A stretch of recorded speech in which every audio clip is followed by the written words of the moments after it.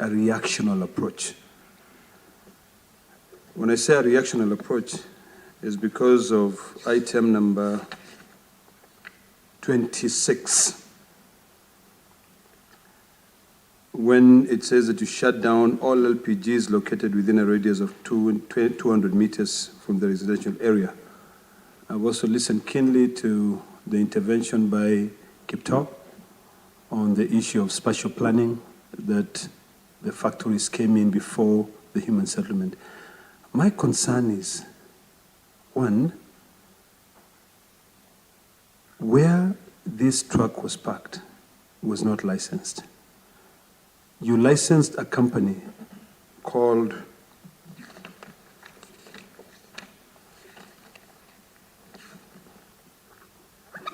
let's give you the name. You licensed a company called Dolls Petroleum Limited, doing business as Maxis Nairobi Energy. And when you did that, of course, you knew very well where they are located. Why wait for, number one, for you to be able to go and shut down these facilities? What is your enforcement department doing in terms of EPRA? I've had the PS trying to justify that you are understaffed.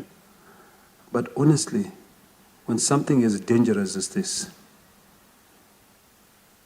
don't you think that you should prioritize that to ensure that you know exactly where every facility is located at? You know the surrounding, you know the environment. Why would you wait for this to happen?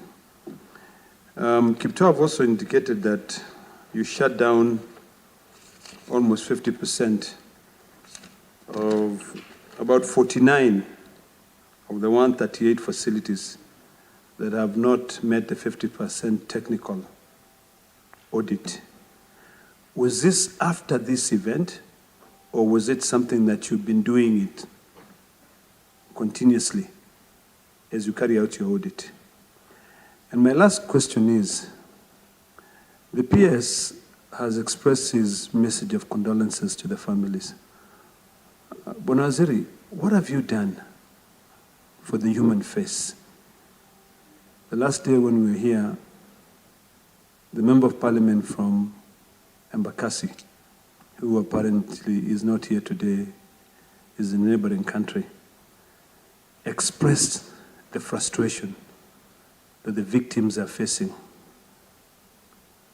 What have you done as a cabinet secretary? And of course, you cannot tell me that the cabinet secretary or the ministry does not have enough money to pay their bills, to make sure at least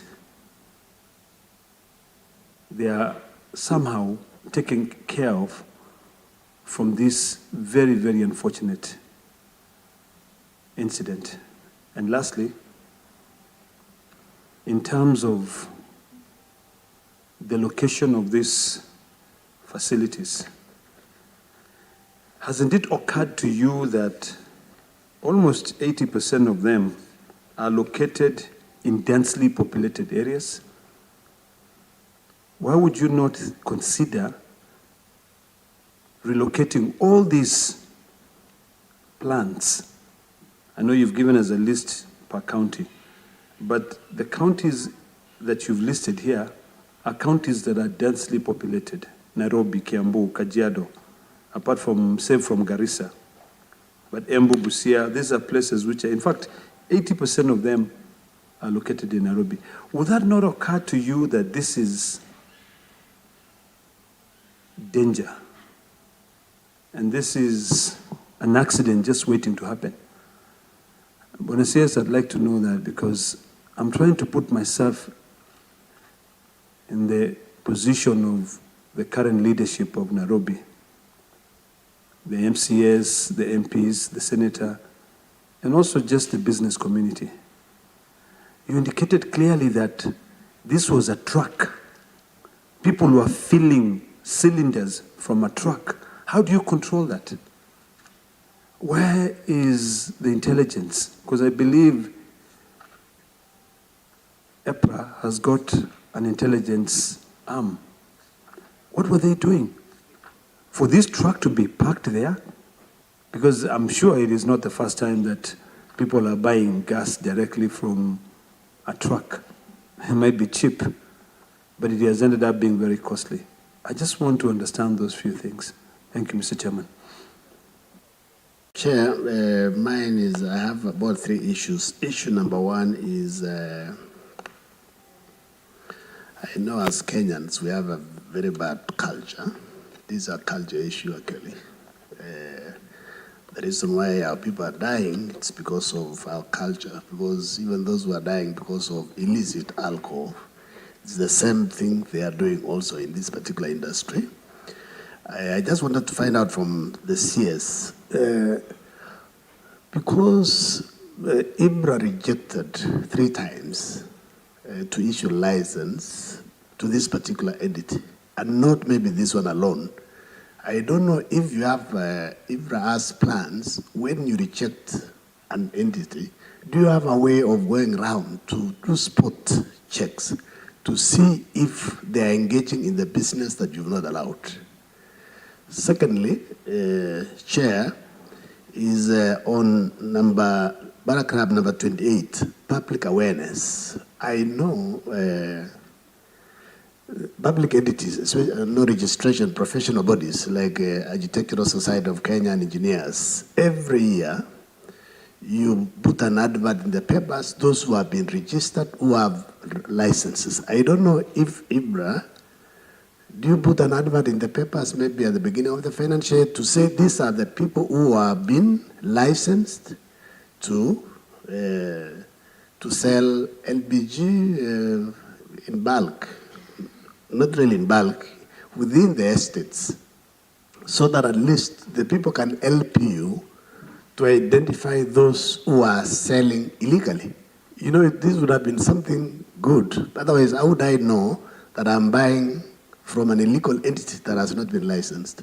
This is something that should be done to help you also, so that as you do public awareness, the people will come to know who really has been licensed. Thank you, Honorable Chair. Thank you, Chair, for those clarification questions and some bit of indictment on whether this was a reactionary approach. Chair, the workshop that we held on the national conference that we held on 23rd of February 2024 had been planned for a while, because it was doubling up as a public participation, Chair, to really get some of these investors. You know, when we meet some of these investors or this industry, it's a very heavy capital investment.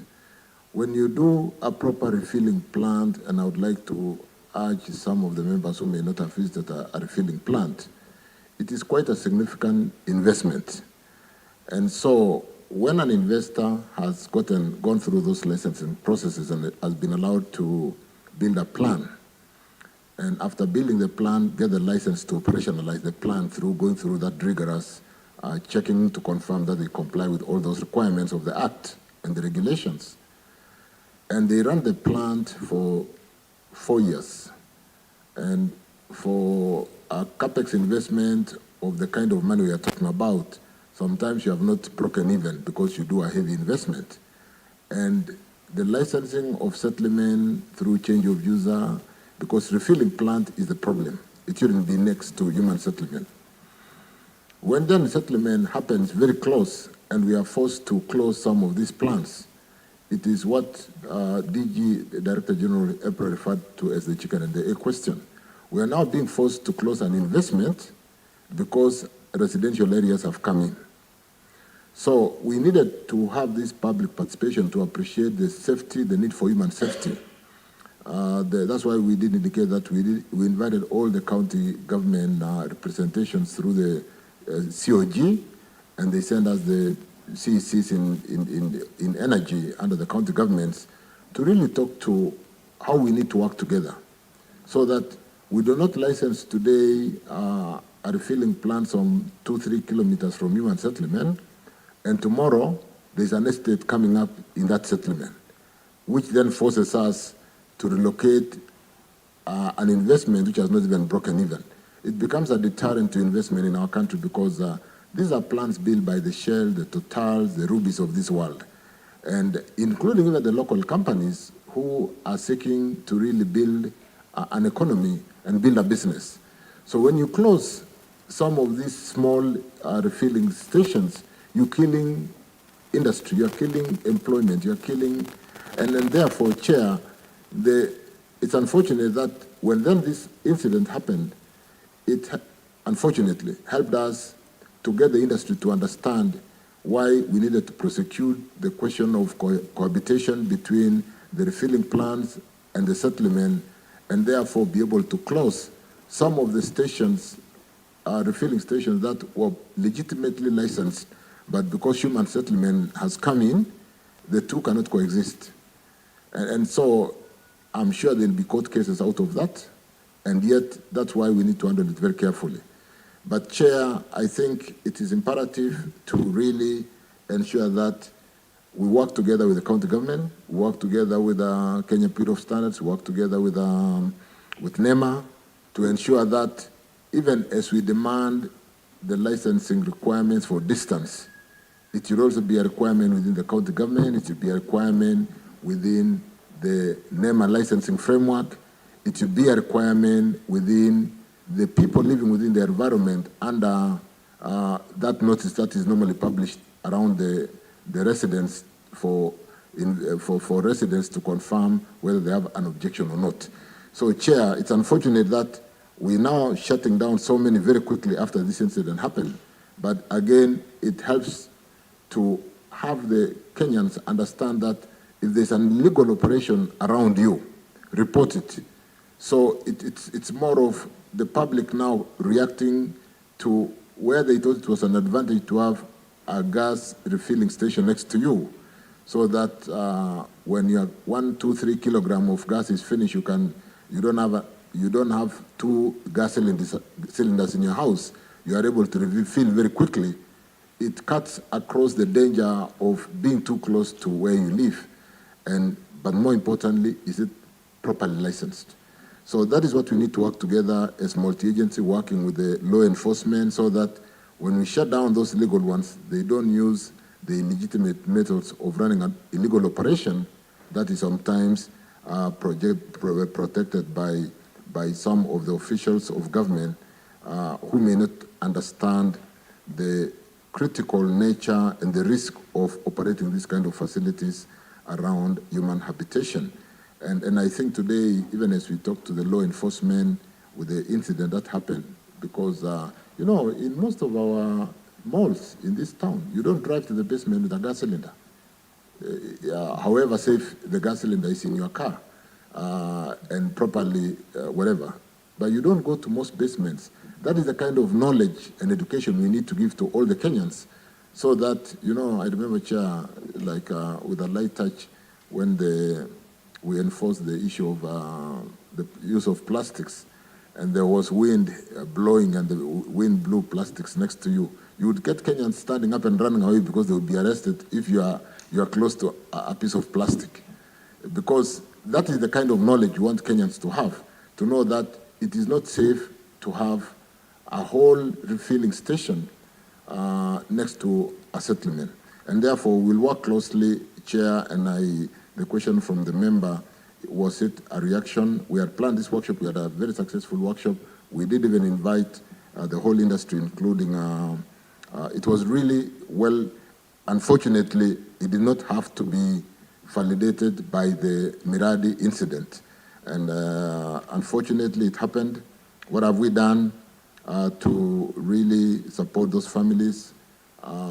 Chair, it's very difficult, like under the budget policy statement that is going through the due process of budgeting now, for every ministry to put a budget for this kind of incidences. And therefore, what we've done is to put a budget within the National Disaster Committee unit in the Office of the Deputy President, and we have nominated officials from every ministry to sit in that committee to follow up with this kind of incidences, so that we don't have piece of budget sitting in every ministry to deal with national disaster, because this was a disaster. And when the Deputy President then visited the site, Chair, I think what we also need to do is to really guide the affected families to the point of call where compensation is being done under that unit on national disaster. The Deputy President did promise for support of those families, and maybe what we just need to do, using one of the officers from the Ministry of Energy who sits in that committee. You know, there are issues of flood from the Masinga to Kindaruma when the water has been very high. That is why we sit in that committee to really monitor the potential risk of floods. Is to follow up on this Miradi incident and make sure that those affected families do not know where to go to be compensated. And Chair, I want to undertake that we will follow up that to confirm that those who have not reached the National Disaster Committee office are able to be guided accordingly.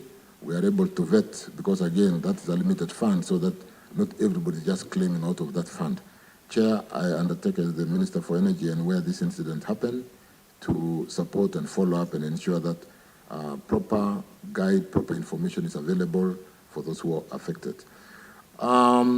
As regarding when I read this report, Chairman, that we have given to the House, you realize that we are giving the coordinates where if you punch that coordinate into your phone, it will take you to the exact spot of where the licensee does the business.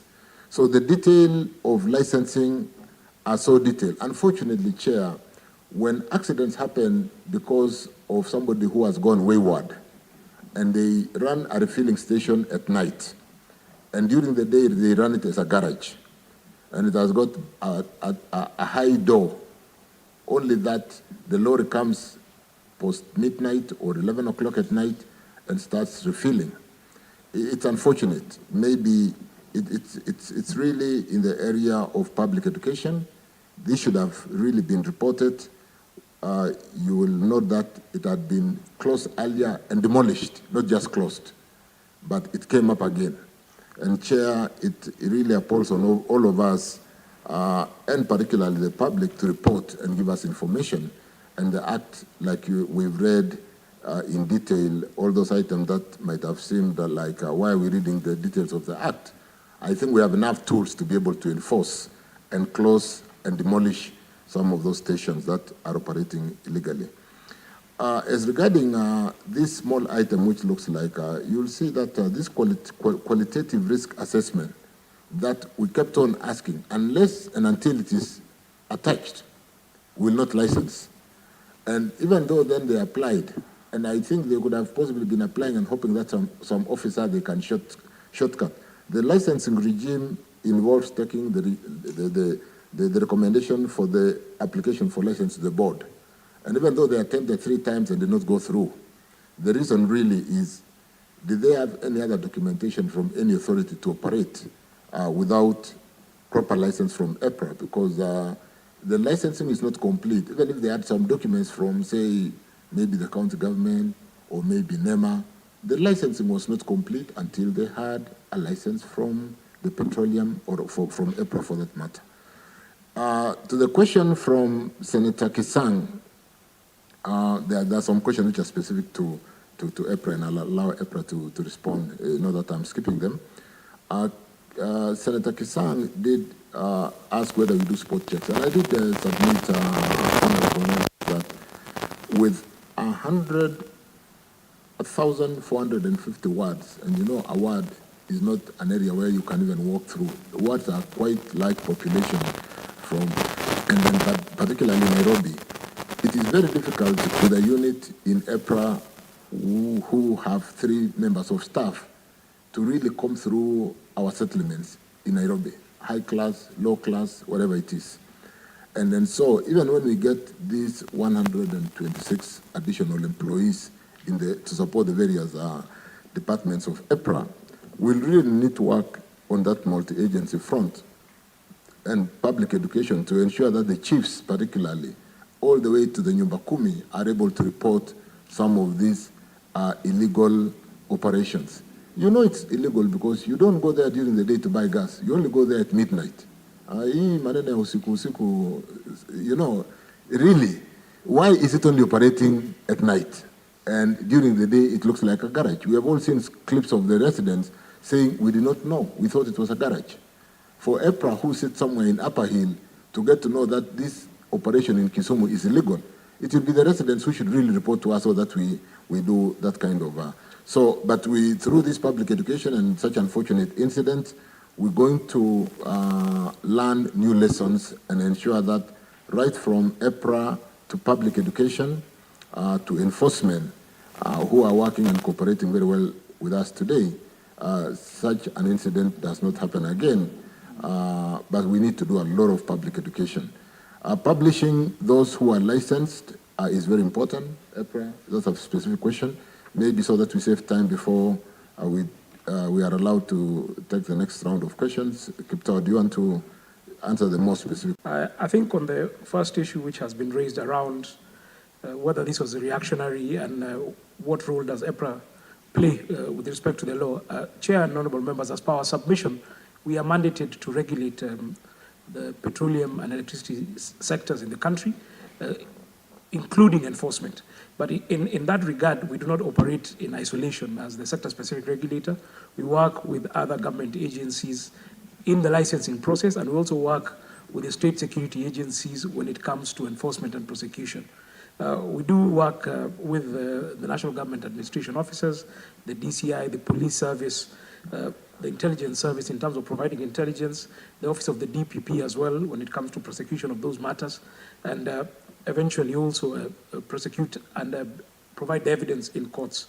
We haven't been operating in a reactionary manner. As the Minister has said, we are, with the support of this Honourable House, seeking to increase our resources, both from a financial standpoint and also from a human resource standpoint, so that then we can be able to conduct the surveillance and to be able to do what Honourable Kisang was saying. I think the question was that with this specific incident is what did EPRA do after rejecting the license? We do conduct surveillance and enforcement on a regular basis. Just use an example of Nairobi Metropolis, where we sit as EPRA, we have 5 counties. We do have regional offices. Our Nairobi regional office serves 5 counties, Nairobi and the Metropolis, 5 counties, and we are thoroughly understaffed when it comes to that. We have 3 officers, but really the ultimate, the reason I'm saying this is really the ultimate deterrent is public education. We did conduct a very successful public education campaign last year called Kasif Mtaani, which talks to the do's and don'ts in a language which the common mwananchi understands. As part of the interventions, we're already in the plans of going about a second campaign to educate the public, because as we have said as the regulator, we cannot be in every business premise or every home, but what we want to do as the regulator in public education and awareness is to empower the Kenyans, to empower the public, to know what are the do's and don'ts and where there are illegal activities, and they're exactly that, illegal activities, because they're not within the regulatory fold. We're able then to get the intelligence from the public for us to be able to undertake surveillance and enforcement action. In terms of the question Honorable Kisang has asked as to whether we publish those who are licensed, all our applications as the regulator are on an online portal, and we do have the list of all our licensees per category on our online portal. But we do publish what we call a list of shame in the dailies every quarter, and these are the facilities that have been found in malpractices, either in the LPG front and the petroleum front as well. When you talk to adulteration of petroleum products, when you talk to cross-filling or illegal refilling of LPG, which is rampant because you could be licensed, but to fill a particular brand. But you're finding a big malpractice where facilities are filling cylinders which are not theirs, of other brand owners, and we publish this on a quarterly basis. Chair and honorable members, what I would want to add is where we find a licensed facility in a malpractice, we are behooved by the law to go through a fair administrative action process. Where the facility poses an imminent threat to life, we seal the facility and we shut it down. And as I've said today, on account of either not meeting the technical standards for those that are licensed or those that are within a 200-meter radius, we have shut down 49 facilities as today out of the 138 that are licensed. But for those that are illegals, they're exactly that. They're illegals. We then undertake, in this multi-agency approach, surveillance and enforcement action against them. But we do this, again, respecting the rule of law when we undertake our legal mandate. Chair, I will stop there. Chair, I'll request that I go very fast, Waziri. Before I even get to the ones I had noted down, Waziri, this the National Disaster Management Fund, or whatever it is you spoke about, that is domiciled in the office of the Deputy President. Being a national office, it is expected that when there's a disaster, they are the ones to go to the people. What I have heard you say here is that the people of Embakasi are the ones to look for what you call the point of call in this particular office. Is it really fair, Waziri? Because when there are floods in Northeastern, I don't see the people from Northeastern coming to the Deputy President's office to look for support. I see the government going to the people. Why is it different for the people of Nairobi? Number two, Waziri, this is happening, we're having this conversation with you almost a month down the line. Is it really fair for you to still insist that the people of Embakasi are the ones who don't know where to go for this help? If it is burying the people who died, many of them have already been buried. If it is incurring hospital bills, many of them have already incurred those hospital bills. People lost homes, they've been sleeping outside, only for you to tell them that there's a procedure to look for the Deputy President, and yet he's the one who went to the ground to tell them that this support is there. Why is it different for the people of Nairobi? Why can't the ministry go to the people the way that it has done in other areas? Let's start there. Number two, you have told us that this should be a collective effort for us to report. I'm the Senator of Nairobi, other than your number, CS, which you gave me in Turkana. I don't know how to reach EPRA. There is absolutely none of these senators here can tell you which number to call if they are smelling gas outside their houses. None of them can tell you.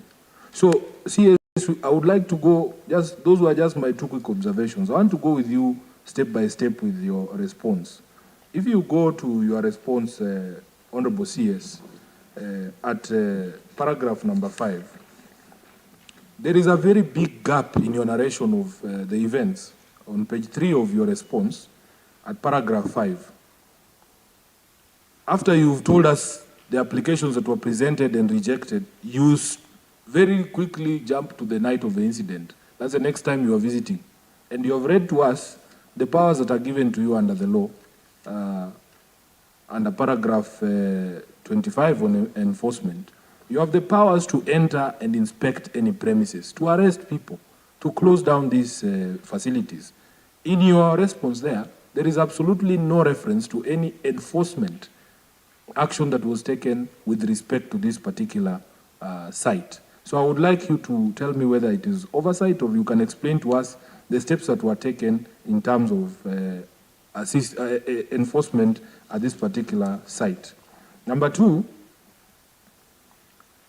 I need you to confirm to me, because I've seen the list that you've provided. Almost 41, almost half of the sites that you have listed there as licensed LPG refilling plants are situated in Nairobi. Amongst the documents that you provide in the afternoon, I want to request for specific locations of those sites. And the reasons I'm asking is because you have made reference to proliferation of, settlements finding the LPG installations existing. But CS, I don't know if the licensing regime for petroleum is the same as gas. Because in Nairobi, we have seen gas stations being opened on a daily basis. I can give you the example of Kilimani, where there are clear residential areas existing. I don't know if it is different for LPG and for the petroleum. Then you have confirmed to us, to this committee, that the National Environment Management Authority issued a license for this particular, plant. What is this licensing gap between the requirements of EPRA and the parameters that are applied by NEMA that would allow you to deny a license, and yet NEMA would issue a license to the same premises? Is it that the people at NEMA cannot see the residential houses, or that is not an issue for them? Number two, you have also told us that the county government of Nairobi had also issued an approval in October of 2022. That is part of the documentation that I wanted to see there. And if you go to the paragraph 19 of your response, you will see why I was asking that you give us copies of those documents. Honorable CS, if you look at paragraph 19, Roman 6, you have given coordinates that were on the environmental impact assessment by NEMA, I presume. Those coordinates are not the same as the coordinates that you have reported on the approval for development permission from the NMS or the Nairobi County Government.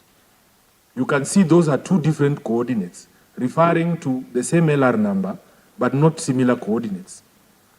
So we would like to see those documents. And I was debating, and the DG referred to this. I was asking myself, in this particular regime, which license should come first? Yeah? Because if the guys at the county government of Nairobi have no idea what parameters to look for before issuing such a license, then they need to see a license from EPRA first, the people who are the sector regulators, before they can allow such a development to happen. Then,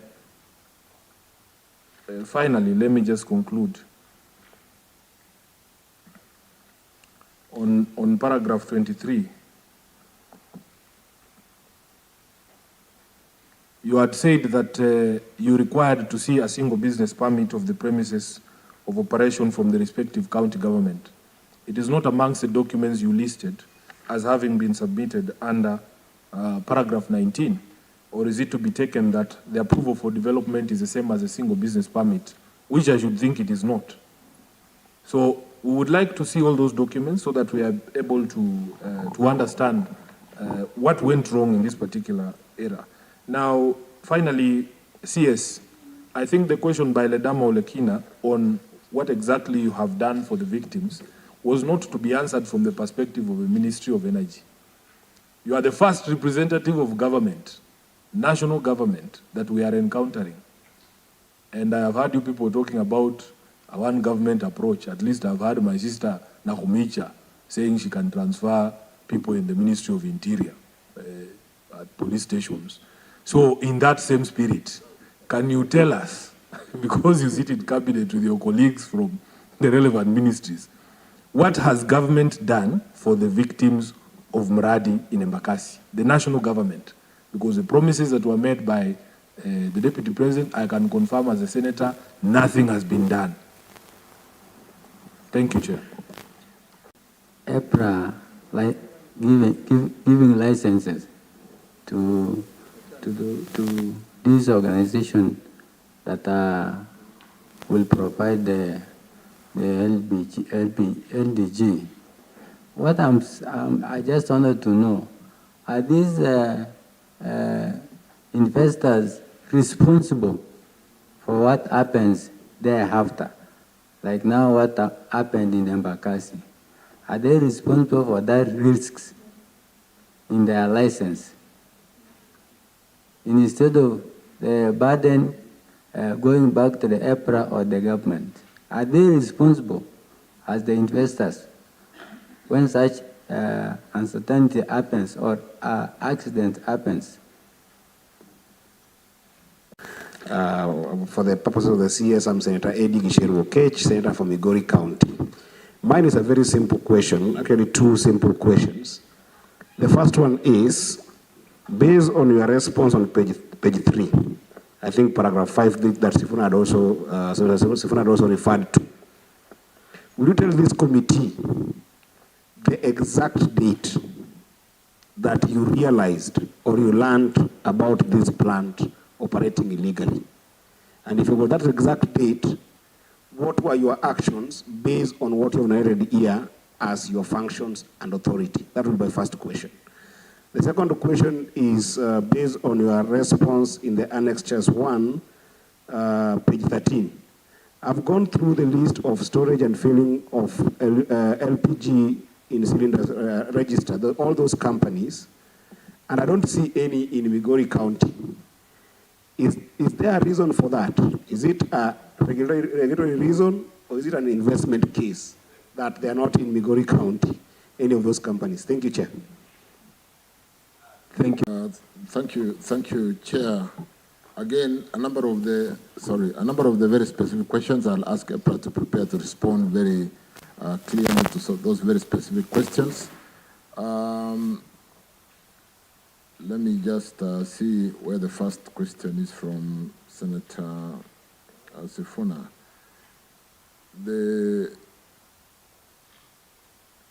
I would like to say it's a good point, Senator Edwin Sifuna, to really have to understand how this National Disaster Fund works, because when I appeared previously before the National Assembly Energy Committee, the same question came up on we shouldn't get people who should be clothed, sorted with houses because they are in the whatever, looking for where the office is to be compensated. And because it has come, and you did indicate that the first officer was come through to the house to answer this very specific question, let me undertake to follow up and report back to the House within the next few days on the very specific need to close the compensation concern raised by Nairobi Senator on ensuring that those who are affected by this blast have been adequately compensated, because that fund do exist. And we do not see a reason why, and that's got a committee. It is not domiciled in the Deputy President itself. There is a committee, there is a chair, there is a secretariat, and we should possibly seek, let me, rather than say someone that secretariat, let me call the chair and confirm that they should have swung to action to compensate those who are affected and who are affected by this blast. So I'll undertake to do that and possibly ensure that some of the concern being raised on how the committee should work should be cross-cutting, so that when we see flood, which is affecting everybody, but when we also see an isolated of 20, 30, 40 people being impacted by a disaster, even those few are addressed as a matter of urgency. So, Senator, allow me through the chair to take up that with the committee. I'll talk to the chair of that committee and confirm the actions which have been taken. If none, we should then close and compensate accordingly. EPRA, how are you reached? Do you publish? You'll respond to that. Do we know how to reach you? And I think I recall Kiptoo used the word of illegal operations. It's very difficult to know where the next illegality is going to come from. It could come from this house, where it can come from anywhere, because it's not a legitimate action. And therefore, what we say in chair, enforcement is one thing to enforce regulations for those who are properly licensed. But when a wayward Kenyan runs illegal operations, it really poses upon all of us to be able to call out, report that action, and we should be able to swing to action and correct. That's why we dwell so much on the fact that maybe, Kiptoo, you can tell us the story, because it might look like, was this investor under protection? A week before this, an audit or enforcement audit had been done in Nanyuki, and this same investor had been closed, or rather, his staff had been arrested and cylinders confiscated because he was found to be cross-filling. Kiptoo can talk to that. You'll recall that we've pulled down that site before. And it's a question of, do we need to go to that site every day for enforcement to confirm that if a criminality is happening, we then open a police station at that site so that we watch one person? You know, it's a very difficult, enforcement is basically done randomly. If you hear the 2-3 officers who basically does enforcement in Nairobi and its environment, to be able to visit one person, that person should be elsewhere. He should not be really operating with the public. If he needs to be observed every day, he should be observed from behind the bus, where observation is constant, rather than being assigned EPRA officers to watch over them every day. The specific location, honorable members, you'll recall that the plot number is the same. And you know, sometimes the GPS address can vary if you move around depending on who is picking the GPS address. But when I confirm from para 19, the coordinates which has been given, the plot number is the same, unless otherwise I didn't pick up the question properly. And the coordinates could vary, but those coordinates are somewhere within that plot, the very specific coordinates, if you look at the coordinates. But if you see the plot number, Chair, under that paragraph, it seems to be, not it seems, let me be specific. Let's go to para 19, Chair, because it's a very specific question, and look at the plot number being referred to is item number 6. It is plot number, I'm just getting there. It is LR number 9042/146, which is the reference plot number we are referring to. As to the extent of the GPS coordinates 1 degree 31 62 68 south is something that we'll need to confirm, but maybe we have the technical team here, they can help us to confirm whether is that coordinate within the plot or is that coordinate outside the plot. LR number 9042/146. Allow me, Edward Kinyua, can you look at that, and did we understand the question and see whether is it the same plot or is it outside the plot? As regarding para 23 on the specific business permit, Kipto helped me to respond to that. The victims on the one government approach, I think I've dealt with that, and allow me, honorable members, to take up that to the office of the Deputy President. For Lomenen question, Mheshimiwa, responsible investors. You know, this is a very interesting industry. We should have invited some of the members of this committee to participate in that national conference. And these are investors, really, if you talk to the G2G, where we bring products off government balance sheet. We brought today products on investment of the private sector worth about $3 billion. And these are very serious investors. The games which are played by illegal players in the industry should not be allowed to dent the industry. And therefore, I want to believe the investors in, even when you talk to climate change, when you see companies today like, let me use an example of Total, not calling themselves Total Petrol Station and calling themselves Total Energies, and you go to their petrol stations, today they have got EV refilling stations, so that if you have got an electric car, you are able to charge your car in, say, Total Energies. I'm using it as an example, not from the power which comes from the grid, but from the solar panels which are on the roof to make sure that it is 100% renewable. So some of the investors in this space are very serious investors, and when an incident like this happens, unfortunately, being perpetuated by an illegal operator in the sector, we did ask in this national conference the investors to be responsible. Not just to be responsible, to take care of their what do you call, the licensed operators who sell some of their products, so that we should be able to ask the question, who did the gas belong to? Did it belong to one of the majors, or was the gas also illegal gas in the market? And so that we don't persecute the market, a very responsible market, we should deal with some of these illegalities happening not only in the energy sector, in petroleum, in gas, across the board with the punishment that is befitting, and we should be really seeing even to the act as to whether the law does prefer adequate penalty, so that when you are dealt with today, you don't go back and repeat the same mistake tomorrow. So, Chair, I want to confirm that we are very responsible investors in the petroleum and gas sector, and we are dealing with this case and the other cases particularly. I think the distinction that we need to bring out here, Chair and members, is the refilling station should really not be close to residents, because really, refilling is an operation where you are moving gas from one receptacle to another receptacle.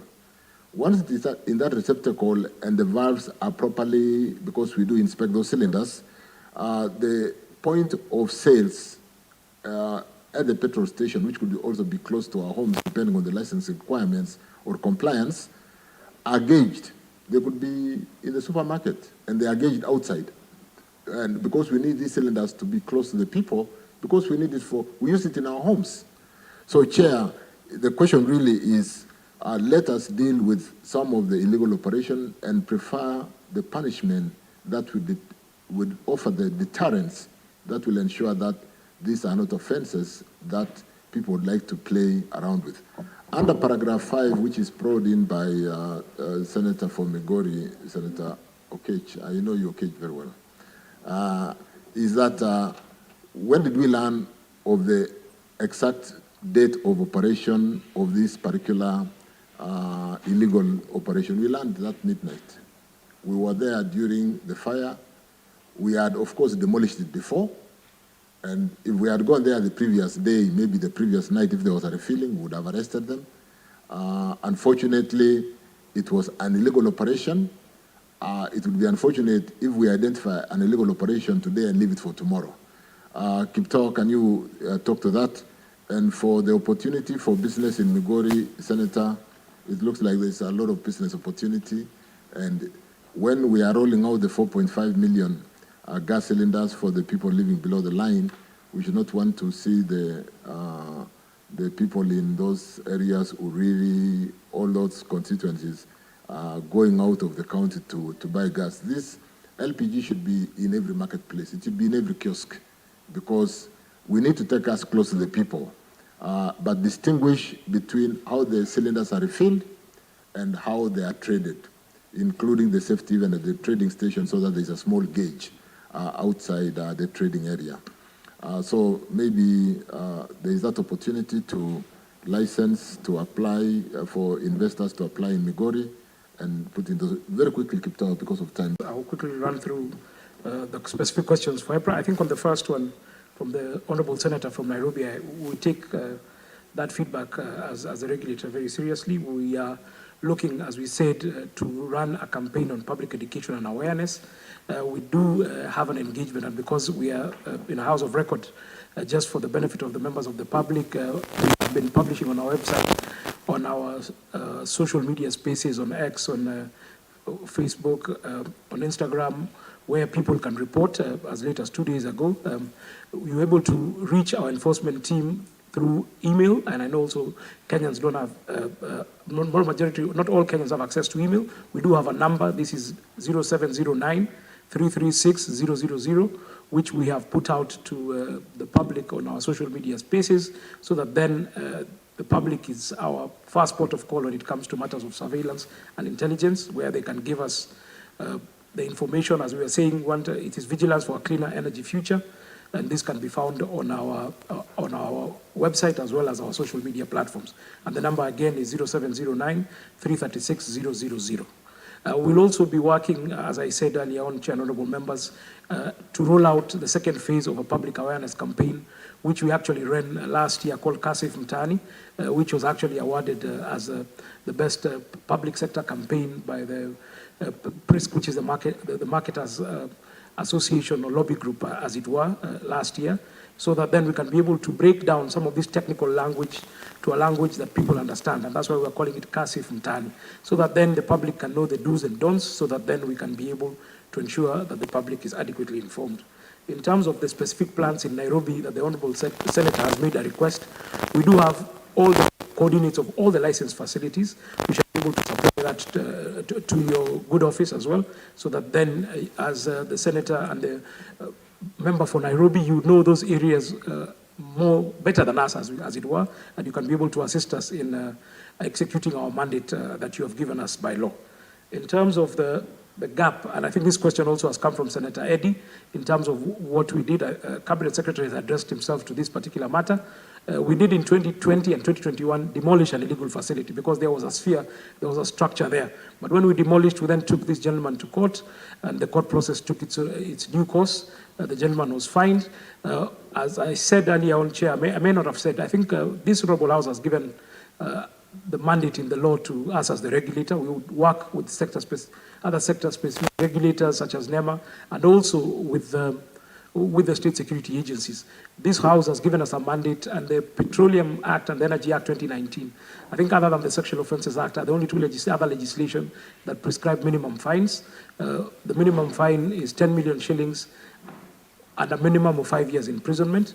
We are working with the Office of the DPP, and we did also write to the Chief Registrar of the Judiciary to fast-track those cases, because when you speak to deterrence, one is innocent until proven guilty, when they are released out and there is a commercial incentive for them to continue with an illegality without that very stern action coming out of the courts, then there is a tendency to go back into that illegality.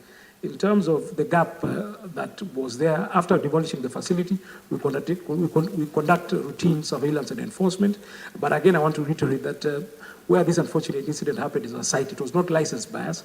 It was operating as a garage by day, and the truck was coming at night to then come and fill. And this is also illegal as per the regulations that we have in place to fill directly from a truck into a cylinder.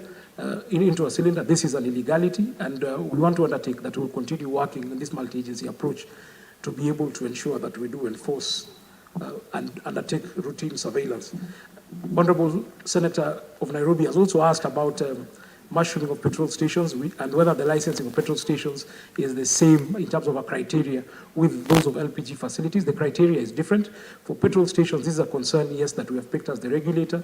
We have been working on draft regulations that have gone through public participation that will then have a radius within which we cannot have another petrol station as we have seen them mushroom up one next to the other. So it's a matter that we've taken up, and hopefully the Cabinet Secretary will be able to consider those as regulations, and we'll then be able to enforce them. That we also have a radius from one petrol station to the next.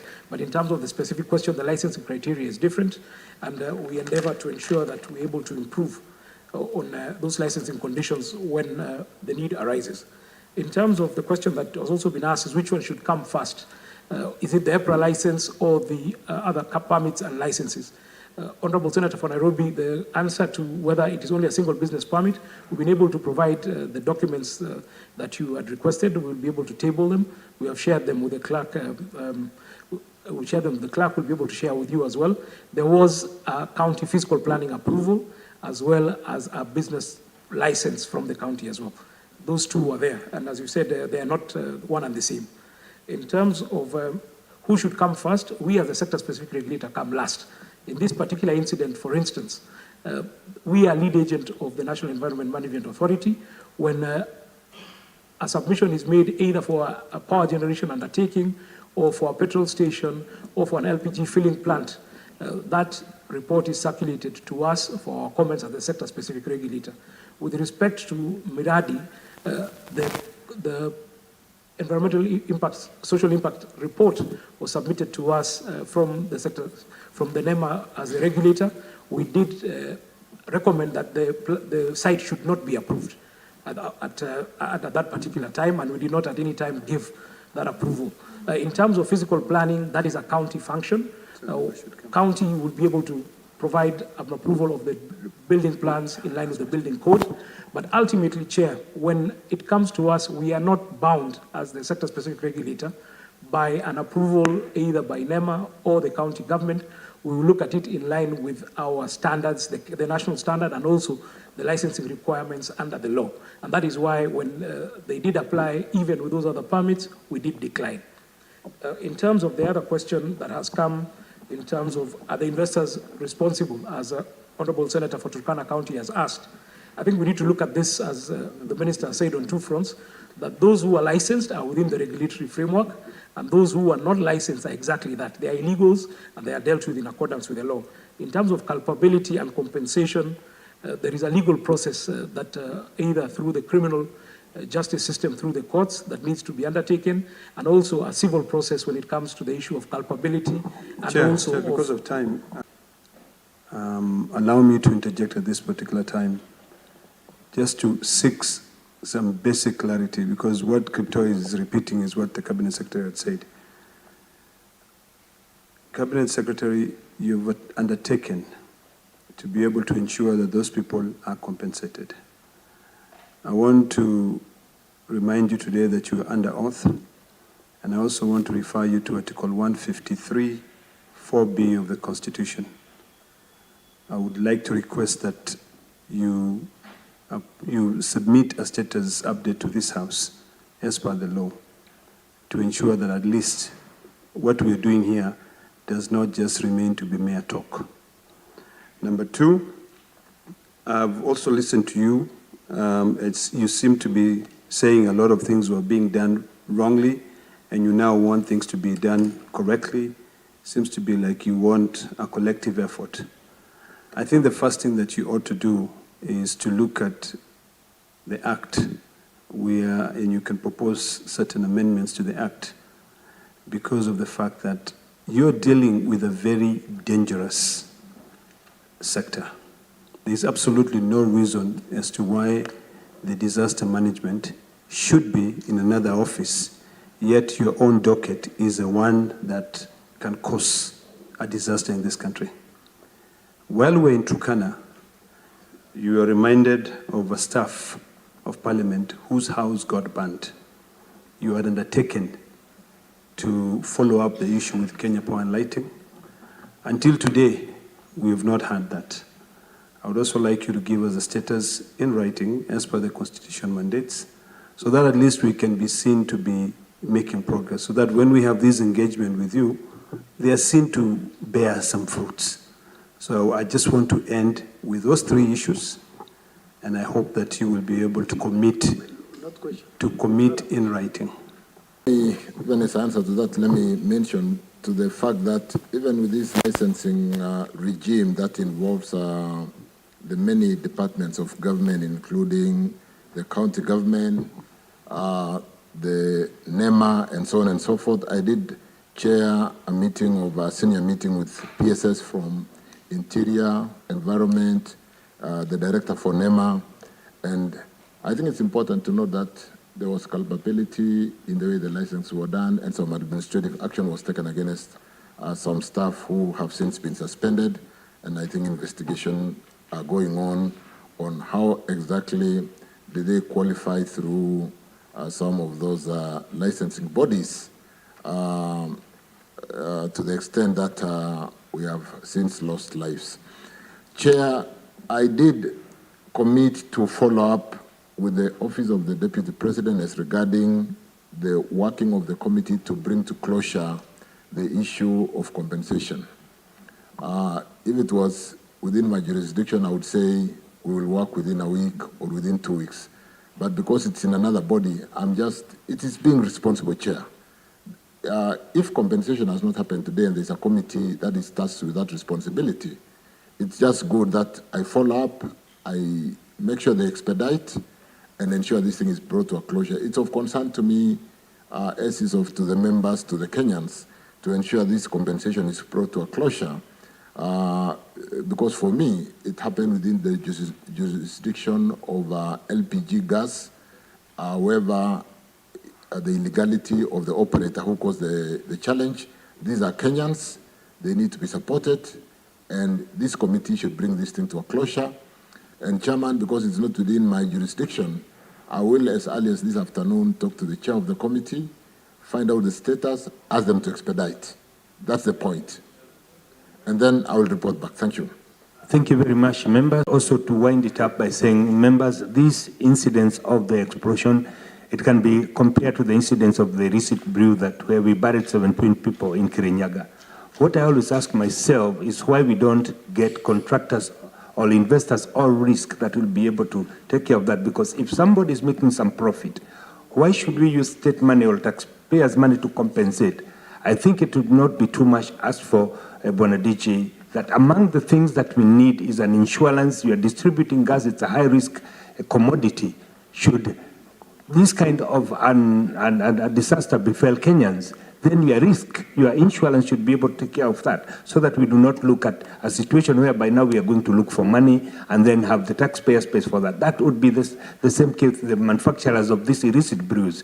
You are licensed to manufacture alcohol, then you go ahead and manufacture poisonous substance that end up killing Kenya, then the government will come and pay for that. I think it is the high time that we also as Kenyans change the culture that we have, the strategy can be eaten by culture for breakfast. Kenyans believe in cheap things, and that is why you find them queuing at the middle of the night, buying cheap gas, buying cheap diesel, buying cheap liquor, and then it ends up killing people. I think it's a high time, as you do your job, I think we as members, we must also take it upon ourselves to go and talk to our people so that they know at times cheap can be very expensive. That is why we see houses being demolished in Morongo, because you want to buy a plot that costs several millions for a couple of hundred shillings. These are some of the things that we as a country must change, and I think it must start with us. I want, because of the time, not to proceed. Thank you very much, Bwana CS, for coming. Thank you very much, PS. Thank you very much, DG and your team. Thank you very much, members, for coming. Thank you very much. And I think next time, Bwana CS, you have such a high stakeholder meeting, please invite us, because I believe these members here, they have invaluable contribution that they can make. And most important, it is also important, as being in the same committee, we work as a team, give us information so that we're able to prosecute. All these senators have very many platforms where they can be prosecuting issues. Like now we are talking about going nuclear. Bwana CS, I was hoping even before we start that, we would have invited the members and enlightened them, why do we want to go this? Why do we even think about that? So that we would have the opportunity to prosecute, to explain, and most importantly, to civic educate our people. Thank you very much. More radio, 88.2 FM. We are in charge. More radio, 88.2 FM. We are in charge. More radio, 88.2 FM. We are in charge.